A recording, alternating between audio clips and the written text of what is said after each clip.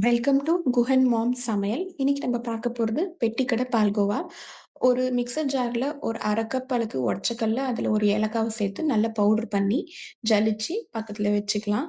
ஒரு கடாயில வந்து 1 ஸ்பூன் நெய் விட்டுட்டு, இந்த ஜலிச்ச பொடியையும் சேர்த்து நல்லா மிக்ஸ் பண்ணிக்கலாம். நல்லா ஸ்மெல் வர வரைக்கும், அந்த கலர் சேஞ்ச் ஆகுற வரைக்கும் மிக்ஸ் பண்ணிக்கலாம்.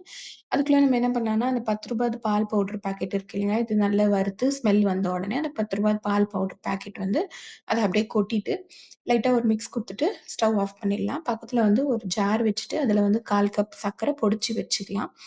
அதுக்குள்ள அந்த சர்க்கரை வந்து பொடிச்சு வச்ச உடனே, இந்த நம்ம மாவு ரெடி பண்ணியிருந்தோம் இல்லைங்களா? அத வந்து ஜலிச்சுட்டு, அந்த சர்க்கரைய வந்து அதுல கொட்டிட்டு, ஒரு நல்லதா ஒரு மிக்ஸ் பண்ணிட்டு, அதுல ஒரே ஒரு ஸ்பூன் அளவுக்கு நெய் போட்டு, நல்லா மிக்ஸ் பண்ணி, அது எதுக்குன்னா, அது கொஞ்சம் மெல்ட் ஆகி, அது உருண்டை பிடிக்கிற அளவுக்கும், லைக் ஷேப் பண்ற அளவுக்கும் டைம் கிடைக்குன்றதுக்காக தான் நம்ம வந்து அப்படி பண்றது.